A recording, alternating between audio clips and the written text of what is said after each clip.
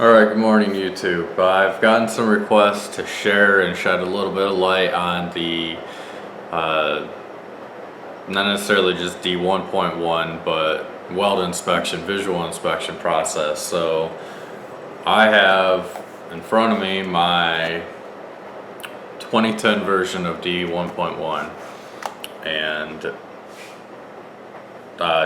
clause 6, chapter 6, whatever you want to call it, it's called clauses, is the inspection clause. And if you go in there and you look at it, it kind of comes up here and says, okay, 6.9, visual inspection.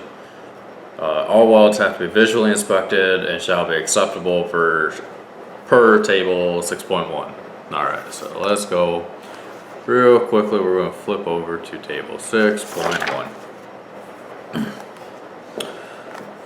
So one thing that we're going to have to very, very clearly define here is that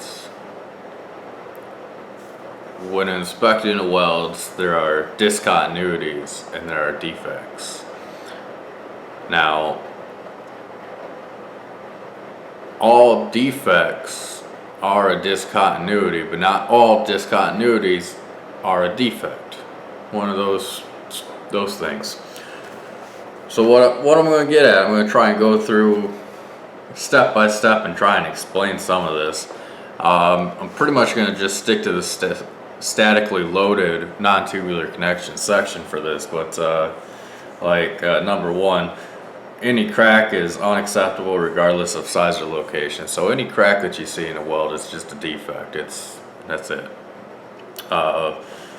Number two, weld base metal fusion. So complete fusion shall exist between adjacent layers and welds and metal and between weld metal and base metal. Given.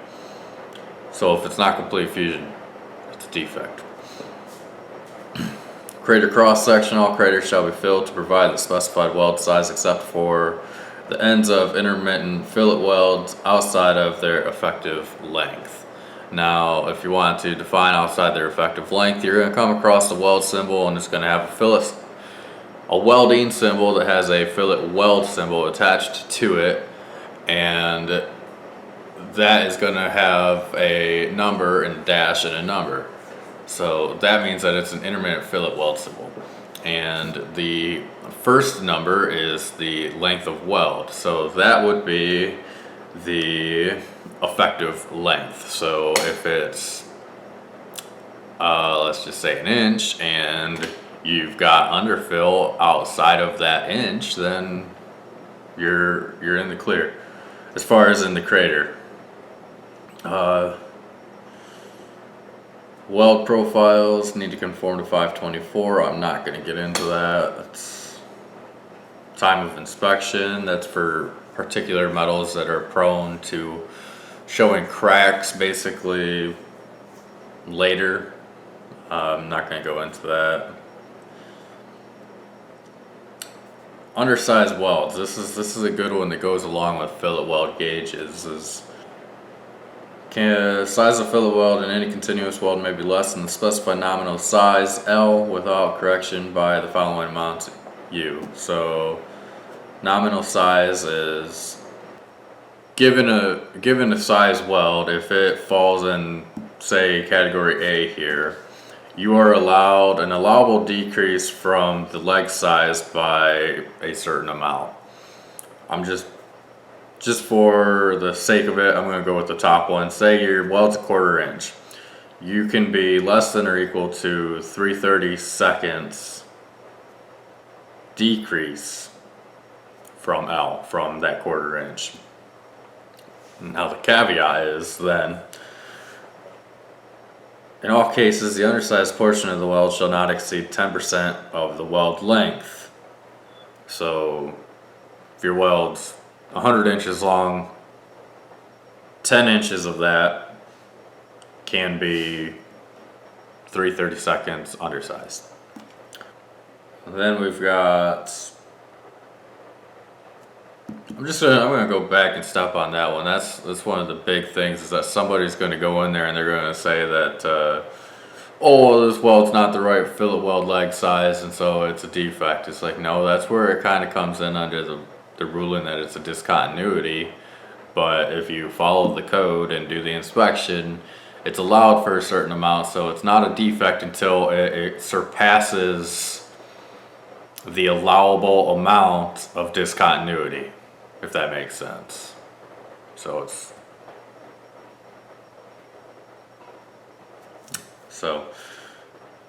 undercut shall not exceed a 32nd of an inch without the following exceptions. So exceptions.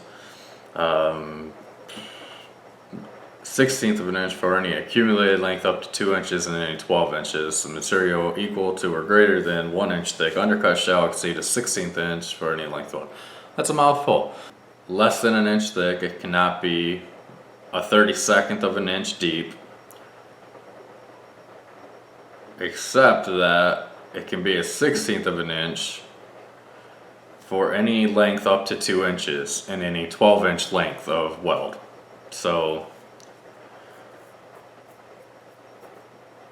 basically they're saying 32nd of an inch, except for in very short amounts within a range, you can have a little bit more severe undercut. That's another big one that a lot of people are like, oh, it's undercut, it's a defect. No, it's a discontinuity. There's clearly shows here that it can have undercut. Again, on just a statistically loaded non-tubular connection, so it's not allowed on either cyclically loaded or tubular connections. Porosity, that's a good one. In fact, there's quite a bit on porosity. So CJP groove welds, which is a complete joint penetration. Butt welds, transfers to the direction of the computed tensile strength, shall have no visible piping porosity. So in that instance, if there's visual piping porosity, it's automatically a defect.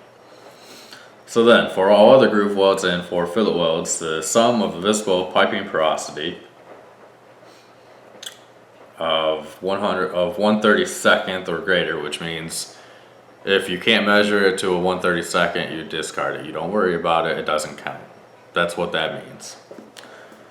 So 1/32 or greater in diameter shall not exceed 3/8 of an inch in any linear inch of weld, and shall not exceed 3/4 of an inch in any 12 inches length of weld. So like I say, that one is where these come in handy, or you can use a machinist scale, anything that measures and gives you accuracy to 1/32 of an inch, really. So you're just gonna sit there and it's really tedious. You sit and you measure this one, measure that one within 1 inch length of weld. And sometimes, I mean, if there's porosity throughout, whatever, 4 inches, sorry, you gotta take your pencil, divide that into inches, and say, all right, in inch number 1 or zone 1, does it add up to greater than 3/8 of an inch? If it does, then it is a defect. If it doesn't, they're just discontinuities. And then over, say, that 4 inches, do they exceed 3/4 of an inch? Because I mean, your range is, let's see, I'll read it here.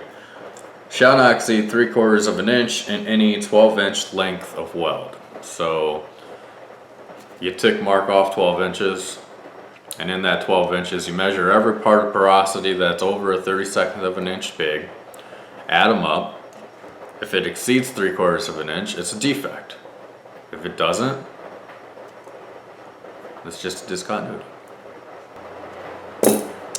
That is a snippet of table 6.1 visual inspection. So it can be tricky, it can be hard, but that's why, I'm not gonna lie, that's why in order to become a CWI, it's a big test, and that's so that we can be able to learn and interpret this type of code. So I hope that this is helpful. But I hope I just didn't really confuse you further. Thank you.